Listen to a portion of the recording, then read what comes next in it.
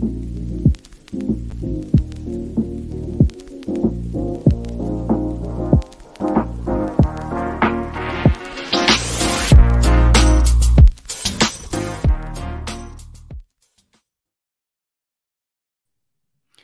NFT hunters. I'm Creatorius Rex. We are back again for the Niftorious Show, and I have my co-host, Scott Leach, with me. Scott, how are you doing today?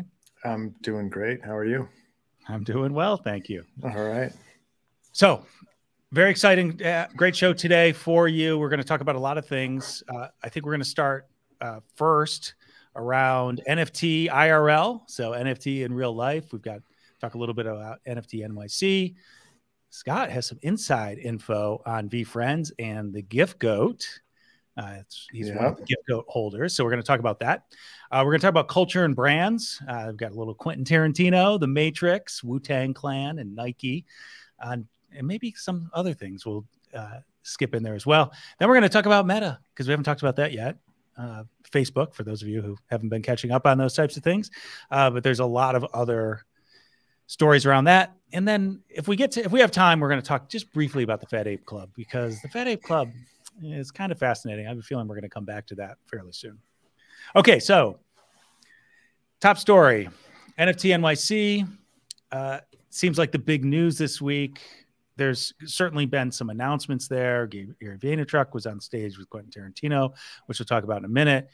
But it seems mostly it's the out-of-event activities which are driving all of the social media sharing. It's more the interactions in these special events for NFT holders than it is the actual programming from the show. Yeah, that's been my observation as well. And it just makes me regret not making more of an effort to go. Well, I couldn't go. I just had other things like IRL got in the way. Yeah. Too many things going on here right now. I would have liked it. I think I would have liked to have gone. I'm sure you would have had just tremendous time. I don't know how you could have gotten away though. Yeah, it would have been tricky, but tried to make a rally excuse to go, but couldn't come up with one. Yeah. Looks like fun though. Yeah. I mean, I think a lot of people are having a good time, and it just goes to show that digital only, metaverse only ain't all that. Yeah, I think more and more this is going to be a big part of the NFT experience, is when you're part of a kind of club and then you can meet in real life. That's going to be, I think there's going to be a lot to that. And I don't know if it's pent up because of, how what we've all been dealing with for the last couple of years, but I think it has created a bit of a perfect storm where those kinds of face-to-face relationships are different. Like you get to know people a lot online, but when you see someone in real life and have an experience with them, I think it deepens relationships. So it's good. It's neat. And I think, I don't know, I used to be really I hated going to conferences and shows. It always seemed like just not enjoyable for me. And then I went to a South by Southwest where I had something, I was there, a project of my own I was there with, and was able to talk to people who were just similar interests, right? And then it finally connected with me. And seeing this, hearing about stuff from this, what's going on in NYC it reminds me of that. And it makes me wish I had thought more about it. Yeah, I've been to so many conferences in my life. I don't miss them, but there are certain types of things I think that are interesting. And actually next week, I'll give people a little preview when we talk about this. We will be talking about a new event for this space that I think people will really be interested in. But NFT NYC, we'll get more information, I'm sure we'll be talking about that, some of the events from that for weeks to come. But I wanted to switch over to VeeFriends and an experience that you just had. So why don't you give people the outline of what this is, and maybe they need a little bit of orientation around what Gift Goat is as well. Yeah. So when Gary Vee released his NFT tokens last May, some of them were core tokens that got you into a conference he's going to be putting on, the first of which will be this coming May. But some of the NFTs were kind of like access tokens in a way. You got to, Hangout Hawks is one where a group of people get to have regular Zoom meetings with them. Gift Goat was one where he was promising 18 physical gifts that would be distributed over a 3-year period. And there was all sorts of hype and wonder about what those things might be, because he has a reputation for liking and wanting to over deliver. And based on the starting price of those, that the expectations were very high. Right. People talking about the first gift would be a Tesla or something along those lines. So there was a lot of anticipation for those. It's gonna be a Tesla. Yeah. Well, then when I want to say, so he did his project as a Dutch auction, and I want to say that those were they 30 ETH when they started, maybe, and then they dropped down to the floor of 5 ETH. I thought they started at 15. Maybe it was 15 or 20. We can put it in the show notes and I'll confirm. But it was high. Yes, it was expensive. And the floor, yes, but the floor was 5 ETH. So those were the last to go. So of all his stuff, as it got towards the end of the Dutch auctions, the gift goats were what remained. And I had been watching them for a while and was kind of like, that's so much money. But I thought, oh, you know what? Maybe this could be flipped. I don't know. Anyway, at the last minute, I FOMO'd into one. And it's worked out very well because they've gone up in value tremendously. As a holder, we get notifications saying, hey, give us your address and things so we can start sending you gifts. And then randomly, luckily, I was actually checking my email for once, which I've mostly given up on. And I had an email from the VeeFriends Experience people. And then I realized that I had a bunch of notifications on the Discord, and I hadn't been there in a day or two. And he was having a Zoom meeting. And so it was I saw this like 8 in the morning. The Zoom meeting was at like 9 o'clock. So I went into the Zoom meeting. I think about 300 people showed up. There's only 555 gift goats total. Yeah. So some people have multiples. Yeah, some people have multiples. So it's difficult to know I don't know the exact number of unique holders. Anyway, we all got in there, and he kind of just did a State of the Union to say what he was thinking with the gift goat stuff. One of the things we'd received a message on earlier was that they needed to figure out, if we did get a big gift, the receiver of a gift is still responsible for paying the tax on that gift. Yes. So, for example, if you got something of very high value, that could be substantial if you weren't expecting it. But what he ended up saying was that he was shifting to a different sort of idea, which is, instead of physical gifts, he was looking at NFTs, and not necessarily original NFTs, though he didn't rule that out. But my interpretation was NFTs from projects and or artists that he really liked, and that they would be, he gave the impression they would be of some significance. Now, I'm not going to speculate on what that means, but it was interesting. It sounds like there may still be some physical gifts, but he realized his take on it was that, based on what he was seeing and all the enthusiasm, that it seemed like that was the way to give people the most value, was to do this kind of thing. Now, some of those might be redeemable for physical gifts, or may also include physical gifts. But I guess as they went down the physical gifts route and were thinking about things, he said it started to feel a little bit like just sort of tchotchkes, and not even as significant as the gift goat itself. So in a way, it sounded like the value. My interpretation now, it sounded like maybe the value of the gift goat had sort of changed what he needed to give in order to make it feel significant. I thought it was interesting. So let me ask you some questions here. So, so the first thing is, you've held that for a while. Most well, and we should say that he said originally in May, when people were buying these, that he would contact people in July, and that's when the process would start. Yeah. So August, September, October, November. We did get I want to say we got a couple correspondences before that. Right, correspondences, but the no gifts yet. Was that there were going to be some gifts were going to start, and they're going to come every 2 months. I think that was the original. The gift goat today, let's see if I can figure this out. What are they selling for? Benefit. I think I have a fairly quick link to it. I want to say it's around, the floor's around 30.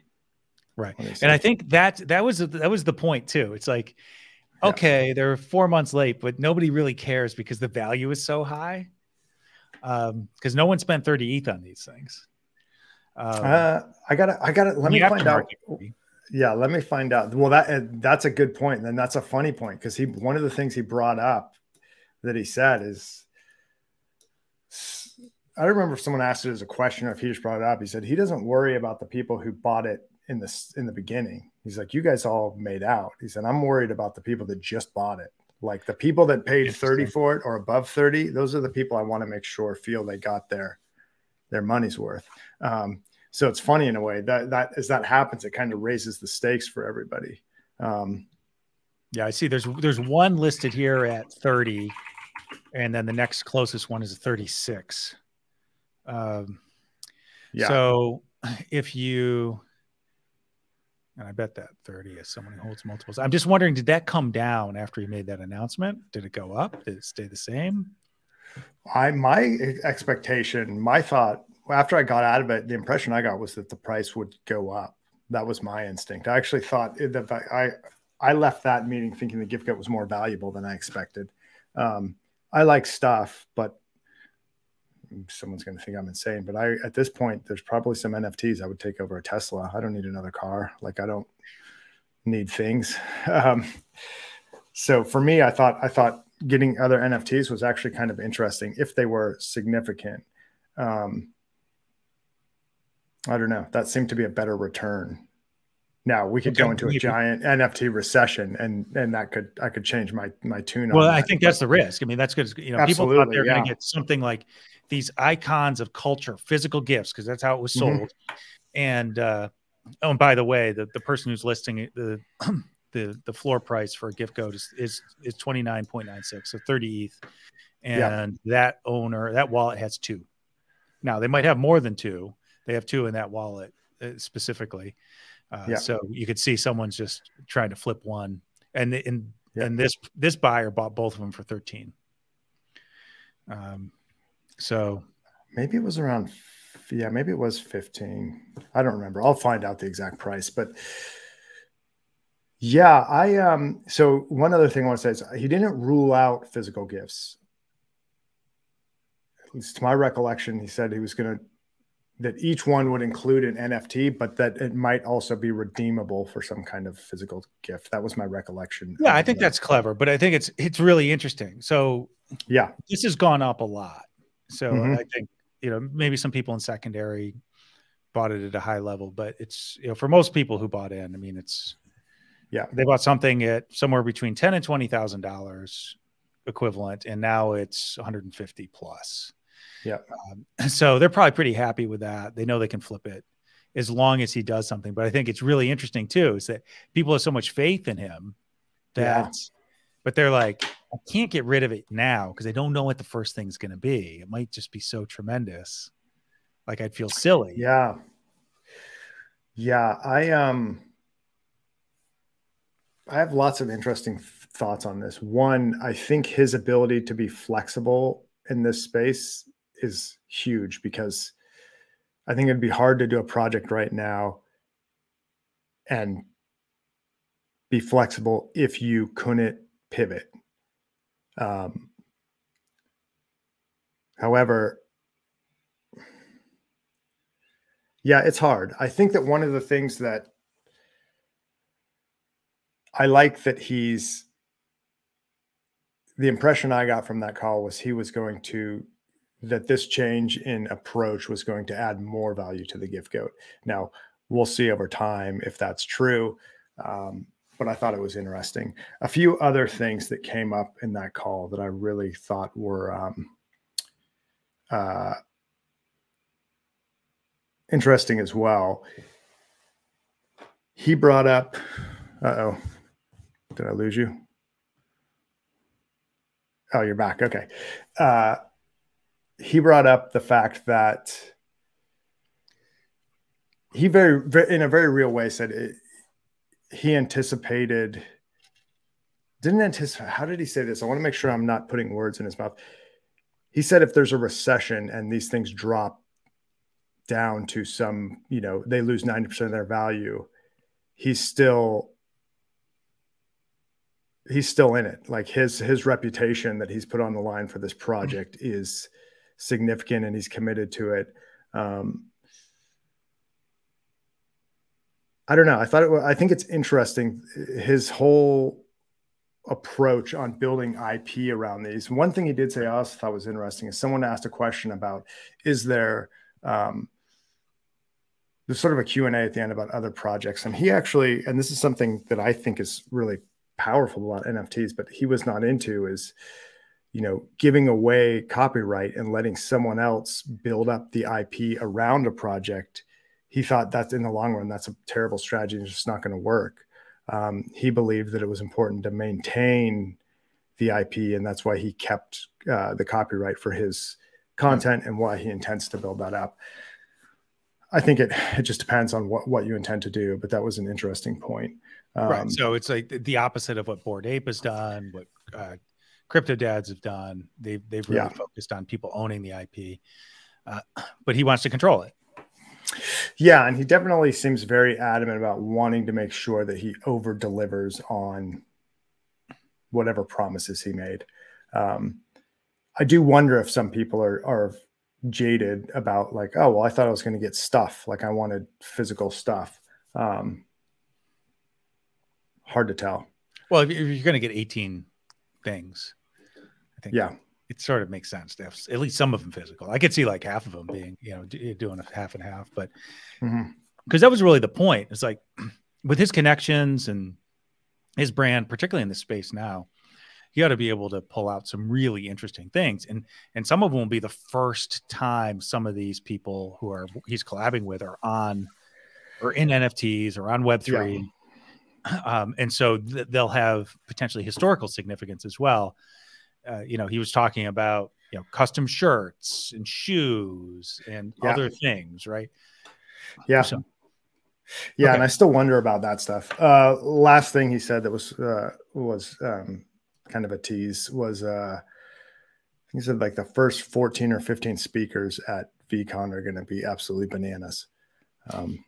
No idea what that means. Does that mean they're going to be all Bored Apes? He said, I don't think it was a Bored Apes reference. No, I'm just kidding.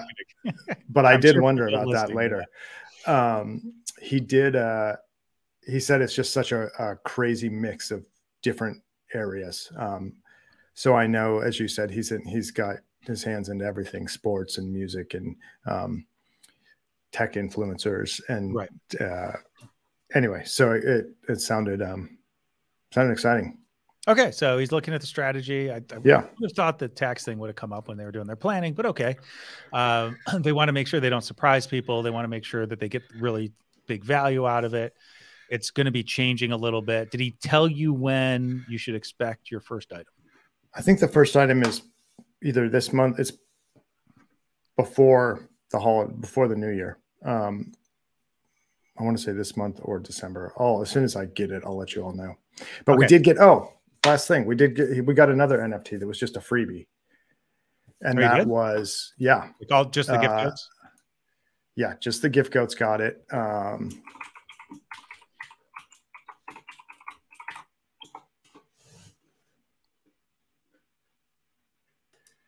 Yeah, this was kind of cool. Actually, this is how I figured out that I like, what the heck's going on? What's this airdrop I got?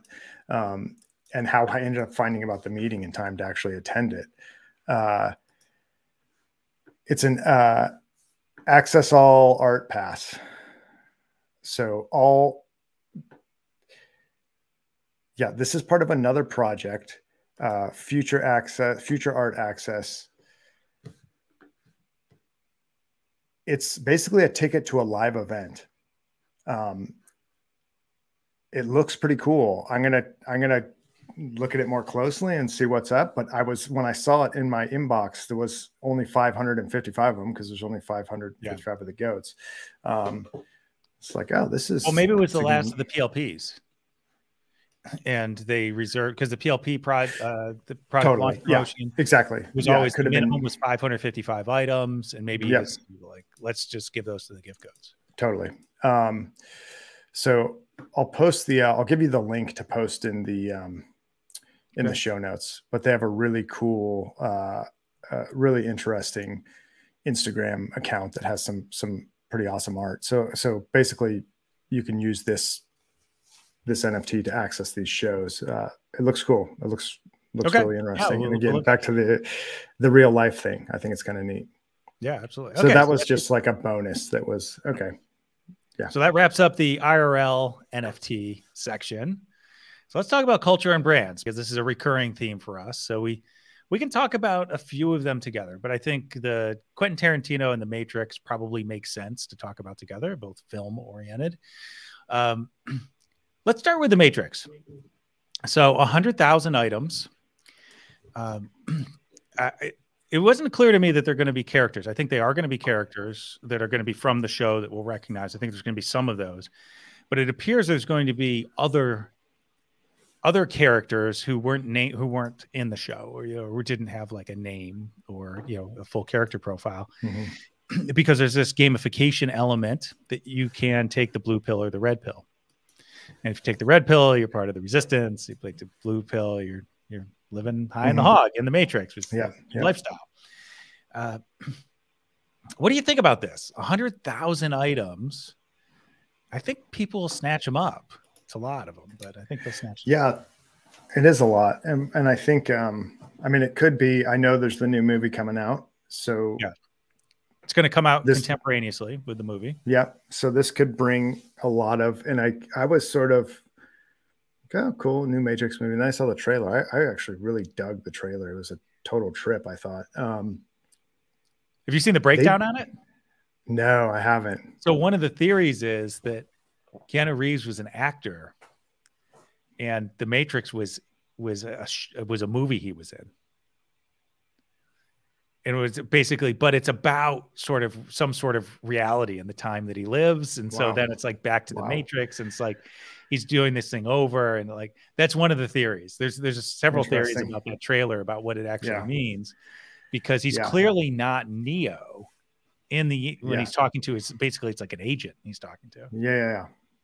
But it could be tell if it was he went through the whole thing and then he became a star, and then, then he had an agent. It's like, they did a fantastic job with the previous, the original trilogy, of doing, like, at that time, those big talk of this sort of transmedia stuff where you continue a story from one medium to another. And they had a game that came out at that time that seamlessly weaved part of the storyline into a game in a really well done way from a narrative perspective. So I'm excited. Not from a visual rendering perspective. Yeah, I mean, it was visual. Yeah, it was an all right at the time. It looked good, but now you play that game and be like, meh. But yeah, it was a neat. I think they're just very thoughtful about the way that they consider story in they sort of go all in, even if you don't like some of the stuff they've done. They kind of like do it to the limit of that. How amazing though. Like, so we're on the precipice of the metaverse. We're in the metaverse, depending on where you are. But it's like, obviously there's a big change going on. I think people recognize that. I'm not sure people know where it's going, and the ones who profess to know where they're going are probably wrong. Yes.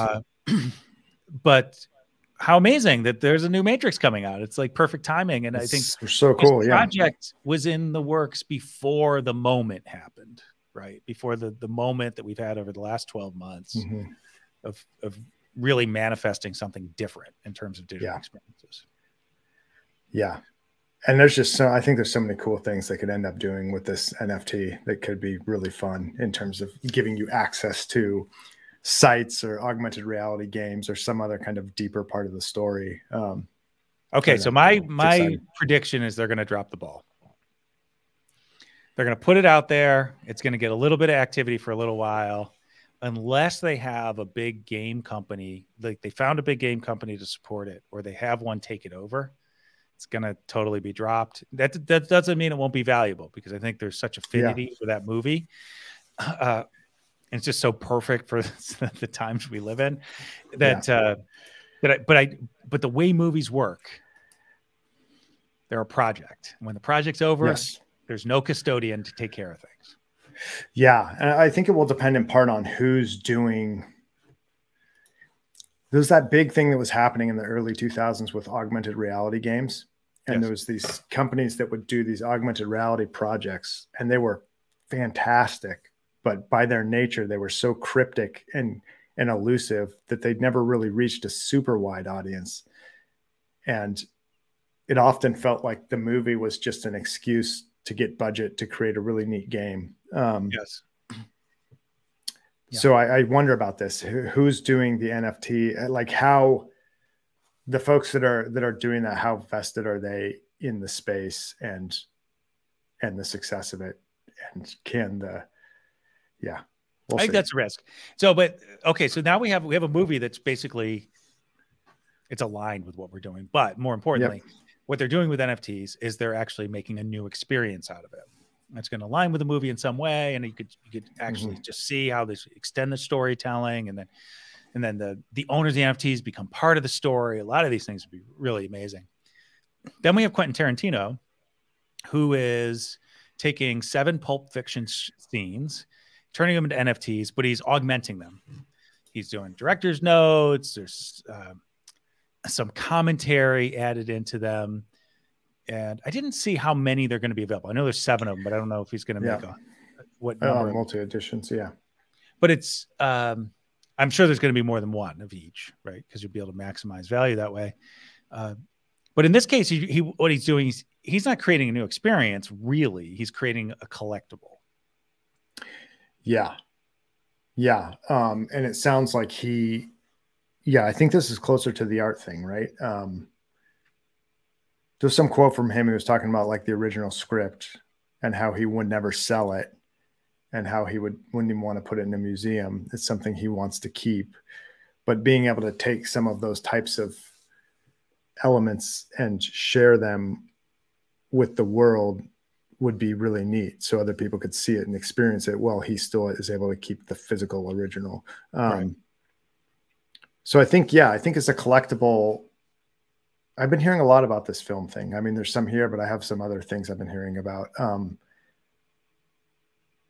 It's funny that it resonates so much with the collectibles idea, resonates a lot with filmmakers, it seems. I guess it's not funny. It makes sense.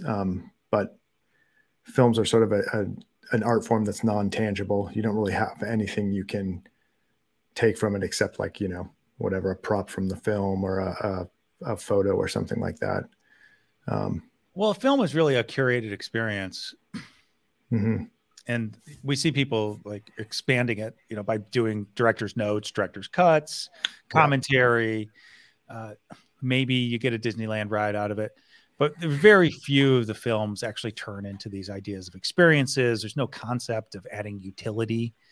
Maybe there is. Maybe someone could tell us that, there is something that's been done like this. So it's very different. It's, this is the difference between like I look at the Matrix, like a PFP project, and Quentin Tarantino's project, more like something you find at art blocks, or actually probably Vive would be a better example. Pure collectible, cool to have. If you're a fan of that, you want it, just like people want a Star Wars action figure or a Pokemon card or a comic book or a, the first Tesla. But that's what it strikes me that like these two are perfect examples of different ways to use NFTs. Totally. Yeah. But the fact that, and also, David Lynch is doing it. He's doing a project with Interpol, and Wong Kar-wai is doing it. Those are 3 auteur directors that those feel different. The Matrix is a borderline to me. I think they're sort of renowned directors, but they're also, those movies make a lot of money, and I think there's an expectation that that's going to happen. So it's hard to know how involved they'll be versus it's just a studio kind of money grab because NFTs are popular right now. It feels like those other folks are trying to do it from another place where they're sort of elevating their craft into a collectible or a piece of art or something. But we'll see. We'll see how people perceive it and what happens. I think you're right that in Tarantino's case, it'll be fans of his. Wong Kar-wai and Lynch, I'm not sure. Those seems like I could see Wong Kar-wai stuff going like Sotheby's or Christie's or something, auctioning one of his off because he's a pretty think he definitely fits into that, a different class of filmmaker. Not to say he's better than any of the others. I think people just perceive his films as art films in a lot of ways. Right. Okay, so let's talk about another cultural aspect. So we talked to Wu-Tang Clan, sort of ahead of the curve, created, what's it called? Shaolin. Yeah. Once Upon a Time in Shaolin. Yeah. So, and this is things that like we all heard about. I didn't really pay that much attention to it. I remember hearing about it. I think it was 2015 that it came out. Hearing about it again with Martin Shkreli purchasing it for $2 million, and then it getting seized by the feds. And the Pleaser DAO just bought it, and then they're actually taking it. They've already done some interesting things with it in terms of a video that they've provided. We'll provide a link to that. I think it's cool to watch. But they're going to make portions of it available online for Web3, for the metaverse. They're just gonna take the opportunity to create an NFT to show that they own the original, which is sort of interesting because they do own the original. I mean, they have a physical copy. So even if they put it online and didn't mint an NFT, they would still own the original. You actually have the analog world would protect the rights to that, even in digital realm. But they're going to do it. It makes sense. I mean, plus they're a DAO, and like, why wouldn't they do that?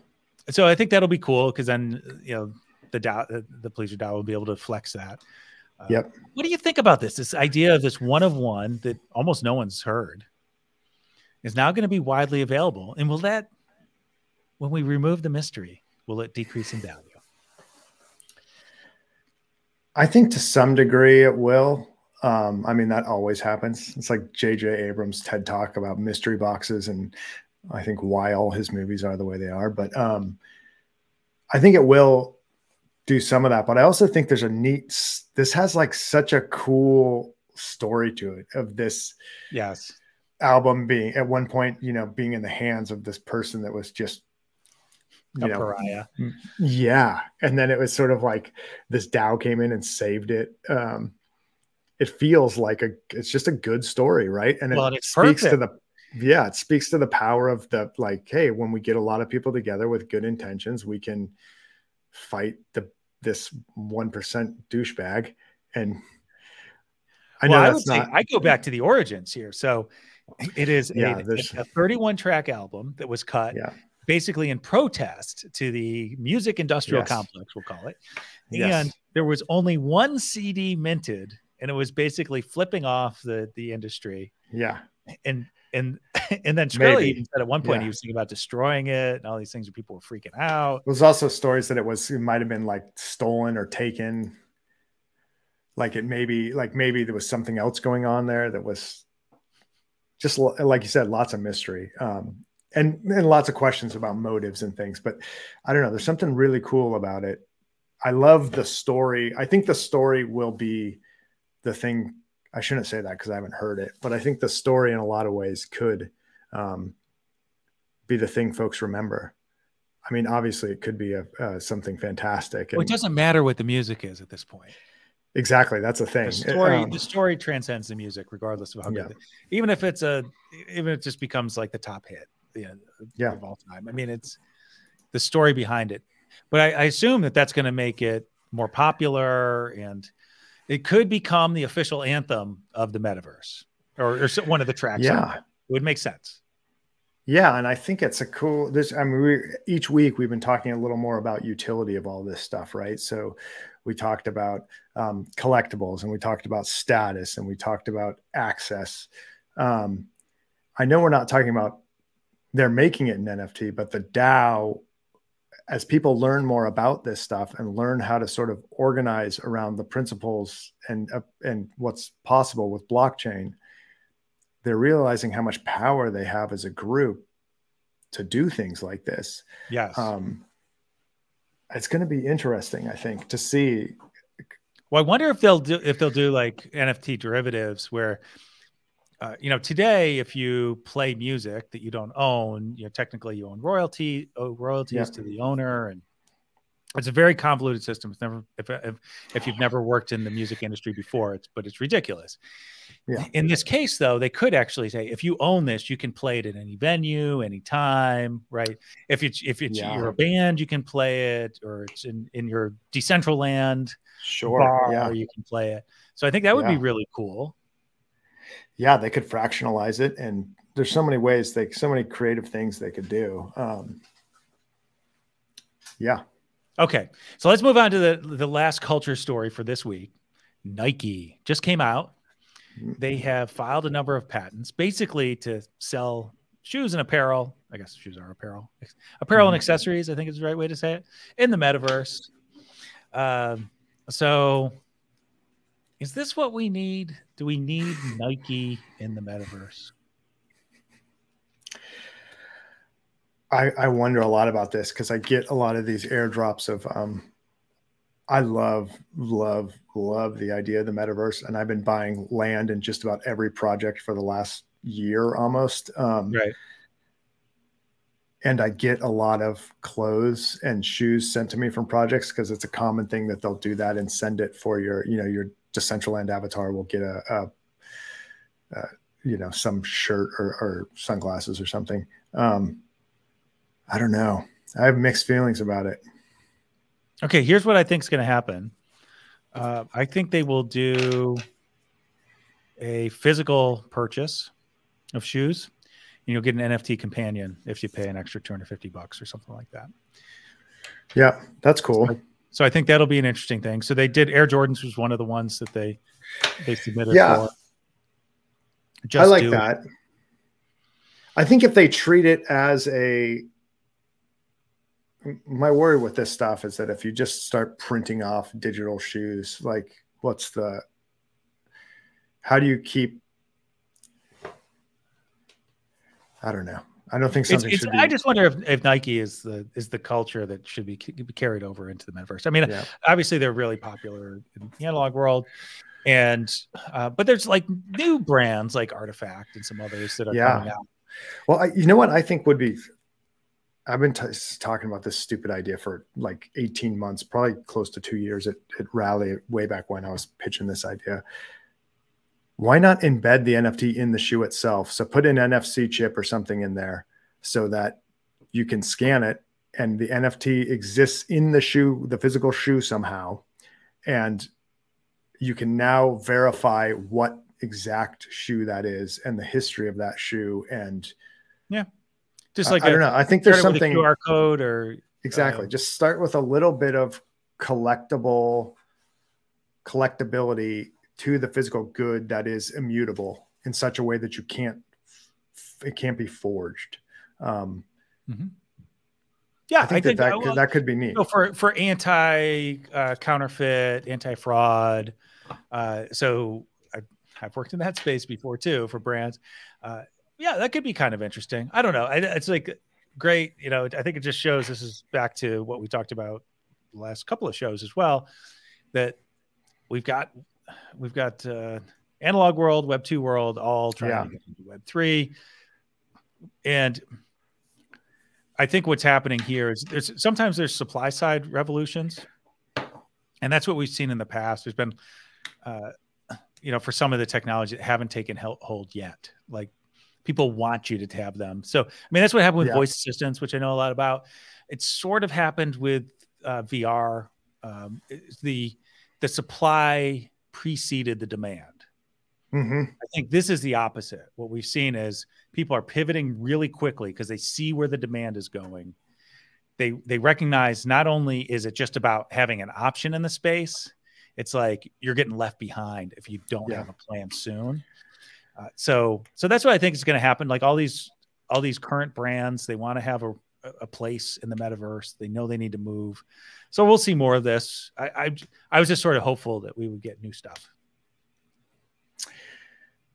Yeah. Because I want the Web3 brands to be the new dominant IRL brands. I actually wonder if that's what's going to start to happen. Oh, it's absolutely. I mean, if it's going to be, I wonder how many of the big brands are going to be able to catch up and and make sense of this space, or if they're going to try and, yeah, well, Nike's a fashion brand. I mean, you could say it's Yeah. a technology brand, but it's only a very small percentage of its portfolio is actually technology. And even a smaller percentage is actually differentiated technology from a running standpoint or a sports standpoint. So really, they're mostly a fashion brand. And there's no reason why anyone else can't do this. I mean, they can use the same, I won't say what I want to say. They can use the same factories that Nike does to build shoes in their own style, right? Yeah. And they'll have all these people who be like, hey, you know, I've got this cool thing. I just don't think, like, do people want to show off their Nikes? I think Nike is one of those brands that has they have some of those collectible shoes that they treat with scarcity. Yes. And I could see, it's like the Christie's thing we were talking about last week or last time we met, where are they one of those brands that's just collectible enough? Yeah, probably. Where they can cross over, and it will be who knows? I'm just wondering if the 15 to 25-year-olds are going to care about Nike, or they're going to care much more about some Web3 metaverse native brand. And that's the next big thing. Yeah. I mean, if you have a Bored Ape and everyone knows what that means, and you have a Bored Ape hoodie, is that a bigger deal than? Totally. Yeah. I mean, because Nike's not exclusive. They have outlets. Like, anyone can have Nike. I mean, it's the cachet is gone with the exception of a few of their shoes. That's what I would say. You know, you could even say maybe Under Armour's has a little bit more cachet in certain apparel segments. So in any event, that's probably enough on Nike. Let's talk tech. Yeah. There's a new sheriff in town, and that town is called the Metaverse. And the sheriff is called Meta because it's their town. Yeah. What do you think? Uncle Mark, Uncle Zuck, he's whittling a corncob pipe.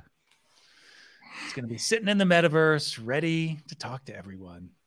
And I did see, so Supermassive, people know him from the Defiant. I think while that thing was going on, he did this tweet that I just loved. He said, "Thanks, Mark, for ruining it for us."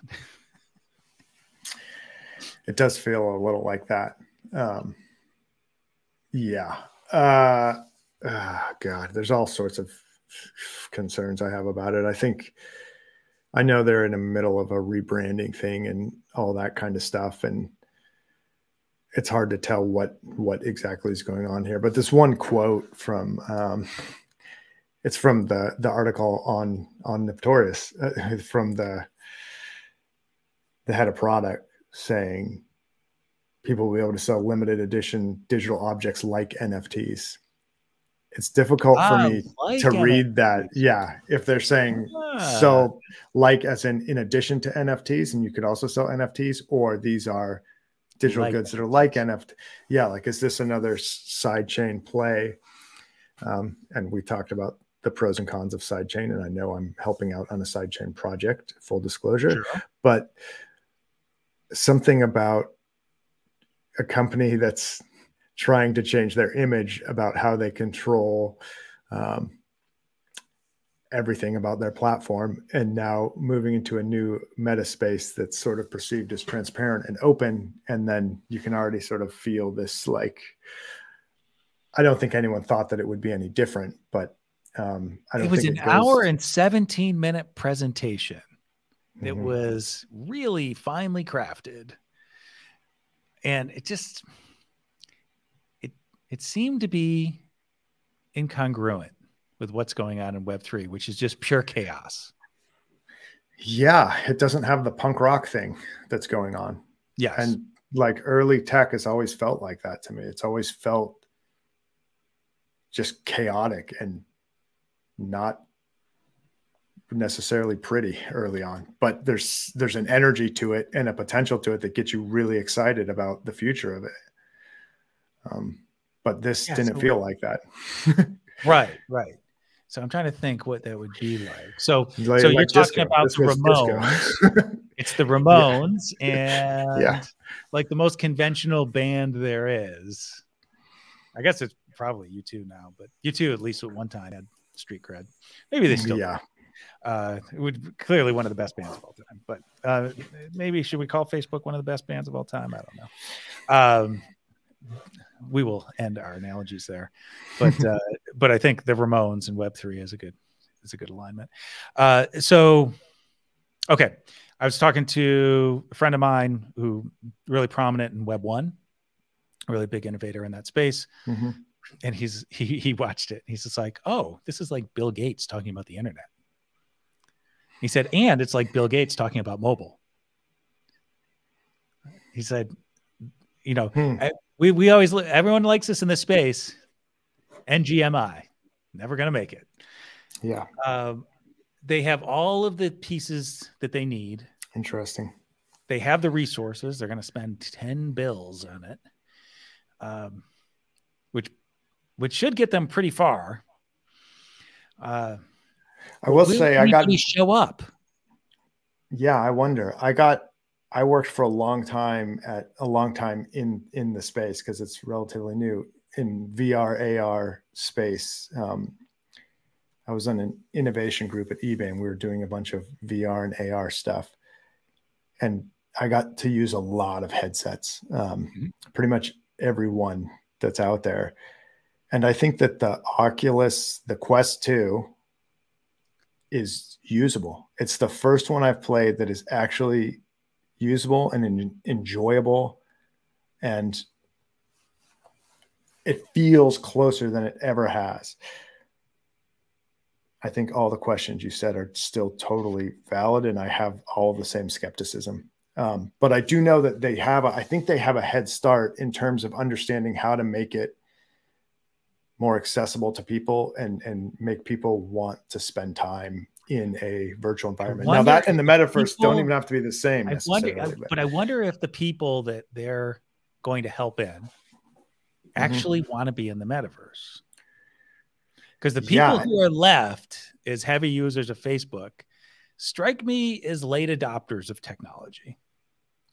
So I'll bring up a couple other things that I think are interesting. So first of all, I don't know, it's maybe 30 minutes in. He's doing a demo and he's showing his like realistic image and he's going to the avatar image. But the realistic image, he's talking about this idea, you're in the same room with people. What most people don't remember is when they bought Oculus originally, it was really not about games. They moved towards games because those are the only people who cared, again, who are the early adopters. Yeah. But the vision there was you connect with people online, and they were thinking, and I think they were thinking, how can we make this more immersive so that it's about people engaging with each other? But people are in Africa, and I think this was their example, was Africa and California. And how do they feel like they're in the room together? So they've come back to that, which I think is great. And that's what a lot of the metaverse experiences are about, about some sort of familial interaction. Yeah. So that makes a lot of sense to me. However, I have this sense that they still think the metaverse is about goggles. And I believe the metaverse in goggles will be like at the 10%.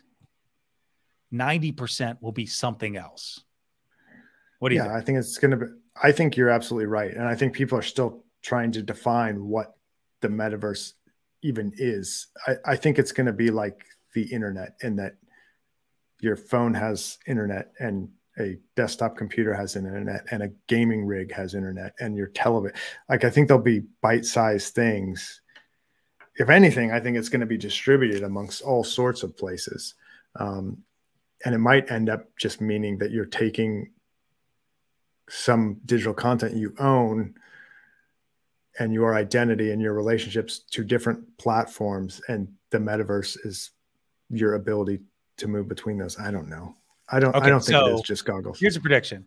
Facebook has just put metaverse on every VC investor and media companies short list of important things.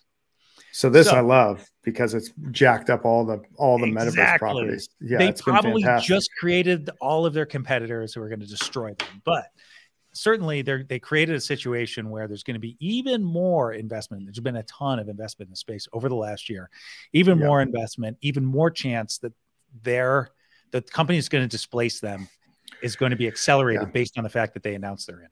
Absolutely. And here's the other thing that I'll give Facebook credit for. I think they saved it in a lot of ways because I think it's still early too. And people don't. Decentraland to me is a fantastic example of this. You go in and there's so many neat. Decentraland reminds me of CD-ROMs in the early 90s. Like you get this CD-ROM, you put in this, there's full motion video, there's all kinds of neat stuff, but nothing is quite super compelling. It's novel, it's new, it's really interesting, but there's no games quite yet that are really robust. It's still a little just not quite there. And I think Decentraland has the ability to be lots of things, but because there's no specific thing you do there, people kind of roam around. They look at a little bit of art. They watch a little bit of a show. So I think they're kind of, someone needs to come up with that killer experience that makes people stick. And I think this is going to give it another like big chunk of runway to find that. And also a bunch more users to come in and help define that. Cause that's really, I think what's going to make it happen. I don't know if the Facebook users of the Facebook metaverse, the metaverse users are going to go to Decentraland. We'll see how that. No, I don't think them. I think that other crypto native folks or folks that have been in crypto looking at NFTs, but haven't dabbled much in, they might own Mana or they might own Sand, but they haven't jumped into the Sandbox or Decentraland, might start to get the idea to do that. I think that could be interesting. The Sandbox I'm really excited about because they do have some specific, because it's so geared towards gaming, but you can make other types of experiences. I still think that they're going to be a winner in this space. And I was definitely pumped to see the Sand price last week was like 72 cents, or right before this thing was at like 72 cents. And it got up to $4 at one point, or just under $4, I think, in the last week. And it's still lingering around $3 right now. Crazy. Sandbox looks like a good bet right now. Not some financial advice. Thank you, everybody listening. Yes, not financial advice. But it looks like a Sandbox, there's like a few things that have momentum right now. Sandbox appears to have some, maybe more so than Decentraland. I think Decentraland is more established in some ways. Yeah. I don't think they have the momentum because they're bigger, maybe. Maybe Treeverse will get some momentum. They certainly got a little pop when they came out with their new design. I just love this. The Sandbox is fun to look at. It's fun to build stuff in. They've got a tool for building games. You don't need to know how to code. You can use their voxel maker to build NFT. Like it feels cool. I had a metaverse experience this past week, which I didn't tell you about. So there's this organization called Virtual Beings. Yeah. And I had the founder of this, Edward Sachi, on my podcast just recently, and he's got the culture DAO, and that's a coin. It's an ERC20 and all these other things. But what they're doing is they're creating virtual beings that live a linear existence in the metaverse, and they grow by experiencing things. It's actually very interesting. So they're basically, that's cool. And that's one of the principles, right, of metaverse. One of the original principles, anyway. I don't know if people will stick with it, but that you can't be in multiple places at the same time. You can't live parallel lives. There's got to be some linearity to time. But he held his Virtual Beings conference in the metaverse. Now, the interesting thing about this was he and his guests who he was interviewing, they were in a metaverse and were different ones. So there was Fortnite, Decentraland, and Sandbox were three of the ones that he would meet his guest there, right? But then they projected it to everybody through Vimeo. So we basically had an online portal through their website. So this was very interesting. And I think there's something to be said about this. You've got this hybrid experience where there's this metaverse thing going on. And what they would do is, as they were talking, they would walk around each of the different metaverses, and they would use some of the different features. And it's very different. Like obviously Sandbox and Fortnite are very different type of experiences, Decentraland as well. And he had Izzy Pollock on, who some people know in the space, and he was walking him around Decentraland and showing him things. It was so funny because Izzy spends a lot of time there, obviously. And I was like, oh, geez, I've been past that place. I've only been in Decentraland a few times, but I've been past these things. And like, but Izzy had been there enough where he's like, hey, you know, you just told me something. Let me show you this. Let me show you this. It's like right on topic, right? So why don't you take a walk with me? And it was so engaging. We think about these conferences. He could have just done something where they were on Zoom and they were talking. Yeah, so that's really boring. interesting. Yeah. They had in each one. So Edward had a different avatar because it's different. They're different metaverses. And so but you see who he is. And then in some of them, it looks like him and some of them doesn't, you know, and then his guests, you know, had their own style, you know, for each one of them. And then they would just explore. And he had the founder of Sandbox on there as well, who talked about what they were trying to do. It was such a good experience, I have to say. And it was easy to access. So if he had made us all go into each of these different places, it would have been a mess, because we would have to, not only would we have to get accustomed to them, because most of us haven't been in those very often, but then we would have to switch, because he would be in Fortnite, then he'd be in Sandbox, then Decentraland, then back in Fortnite. That's a great point. And that's a good way, I think, to introduce people to the project, is to give them a taste of it. And then when they wanted to be in there with them, because when they, you know, because it would have been great for Q&A. And I'm thinking of these hybrid type of things where you've got some people maybe who are in the room with you, or, you know, walking along with you. Maybe it's like a tour, right? And then you say, oh, when you get to the Q&A part, you can ask a question if you're in the metaverse. Yeah. But if you're just watching, you're just watching. You're like watching TV at home, as opposed to being in the stands. Yeah, we should do one of those. We should do one of the shows from there. Yeah, let's do it. Figure that out. Yeah, that'd be fun. Crypto voxels or meta or any of them. Yeah, Somnium is another neat one. I don't know how much anyone's. Somnium's crazy. Yeah, it's really it just visually is impressive, and it's intended to be a virtual reality experience, but they have this cool thing. So I hooked my headset up to it, and it was cool. But the other thing, the one mechanic they figured out, UX and UI in virtual reality is a trip. You're like, everyone's trying to figure out ways to make it make sense, because you think like, oh, grabbing stuff makes sense, but it's exhausting to constantly be doing the Minority Report thing. That it ends up being other stuff you figure out. But one of the things they do in there is when you want to take a video or show someone what you're doing when you have goggles on, it's hard to know what people are seeing. And if they see your view, they're going to get sick, because your head jerks all over the place, despite the fact that we don't experience that crazy shaking, right? But in Somnium, you have this like basically like a camera phone, and it's like a little portal that you can just hold around and hold up to show people stuff. So you can be like, okay, look at this now. Yes. Yeah. It's just a really neat, clever way to share what you're looking at.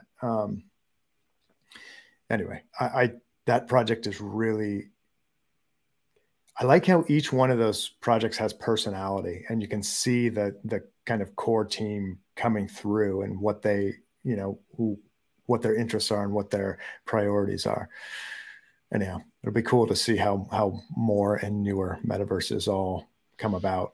And if eventually there's some notion of like a ubiquitous metaverse that you can sort of move in and out of, or if they're all going to be, you know, separate worlds or something. Okay. So that was a good segment there about tech and the metaverse. You have threatened to do a segment just on Sandbox at some point. Yes. So maybe we'll tee that up for the next couple of weeks, but we did get a little bit of Sandbox in there, and I think we'll cut it off. But I do want to just say one thing about a project. So Fat Ape Club, I think we can probably come back a week or two from now and talk about it. It's kind of like Mechaverse was more interesting a week after it dropped than it was the week it dropped. I guess it was interesting the week it dropped, but the story got better because there was so much going on. Yeah. Just for people who, this will be a little homework for people who are watching. Go check out Fat Ape Club, because when we talk about it next week, you'll have more context. Let me just tell you a couple of things. What NFT recession? Fat Ape Club raised $10 million in 30 minutes. Their mint price was 0.3 ETH. That's not 0.03 ETH. It was 0.3 ETH. Now, the first 1,000 got it at 0.1, but that was their whitelist thing. And then everyone else got it at 0.3. So that was not cheap. 240,000 people in there. No, I think it's 220,000 people in their Discord, like 75,000 Twitter followers. They have the tried and true formula. They're going to give you money if you hold one. They call it royalties. I think they're offshore. I'm trying to figure out where they're from, but I think somewhere in the Pacific, somewhere on the Pacific Rim. So we'll have more information on it, but they're really fascinating. And as you commented, really, apes? Yeah. It's interesting to spend that much money and then do the apes thing, but I don't know, maybe I know that iteration is a big part of progress and people iterate on existing things, and that's just what happens. I don't know, maybe I don't know. I would like to see see things change a little bit, but it is exciting that it's always cool when a new project launches and there's buzz about it, and it creates excitement and curiosity. And I don't think many people knew about it. I mean, it's like, obviously a lot of people knew about it, but nobody was talking about it in like NFT. Well, maybe a few people, but almost nobody was talking about it in NFT Twitter. It was sort of under the radar for a thing with 220,000 Discord members. But it just depends on where you're looking, right? So it wasn't on the OG. Yeah. It didn't feel like the OG NFT space was talking about it, but there were plenty of other people interested.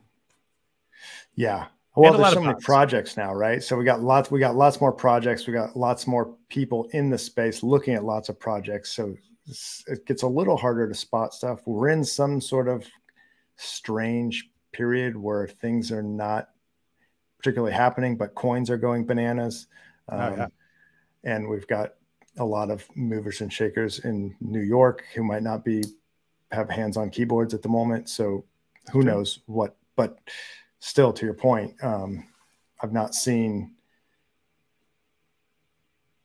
Yeah, this is a good run up to the reveal. Although now, since we've been talking, when we started the show, it was at 0.7, and now they're at what are they at? 0.6 or something like that. Oh, okay. Still hasn't revealed. 0.62. They haven't revealed yet. They were at 0.79 earlier today. Yeah. So 0.3 reveals in 1 hour.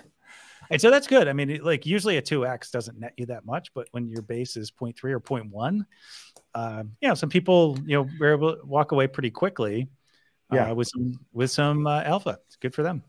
Yeah, for sure. Okay, Scott Leach. Cool. At Scott Leach on the Twitter. What do you want to direct people to? What's your CTA for today? I think after we talked about it, check out the metaverse stuff. I think people should go take a look. If you haven't already, if you're just into the NFT stuff, awesome. But look at Decentraland and look at Crypto Voxels and Sandbox. Sandbox, I don't think you can do much in yet, but Crypto Voxels and Decentraland with a MetaMask wallet, you can hop in and start exploring and check it out. Yeah, it's a trip. Yeah, Decentraland, bad avatars, so just get ready for that. I'm going to pitch my own stuff. So you should follow me on the Twitter at Creatorius Rex, because I have an announcement coming up. Well, I should say there's several of us involved. So there is an announcement I think a lot of people are going to be interested in. And there'll actually be a special thing for Rally people. So Rally people, pay attention to that. And I think it's going to be really interesting. And you should probably start to look at niftorious.com. So I haven't really directed people there yet. We've got some articles up there. We're doing some data. We have these shows as well, which are easy to find. But I think you're going to find that's a pretty interesting resource for a lot of folks here. And, increasingly we're referring to articles from niftorious.com. So definitely start checking that out and follow me on the Twitters, because I want you to know about this announcement as soon as it comes out. Okay. Thank you, Scott. All right. Thank you. Hey, everybody. Thanks for all of your time and attention today. Really had a great time. Comment below, subscribe. I always forget to say that. Please subscribe. If you're still around, you probably will subscribe. So definitely do that. Look forward to seeing everybody out there. And until next week, happy hunting.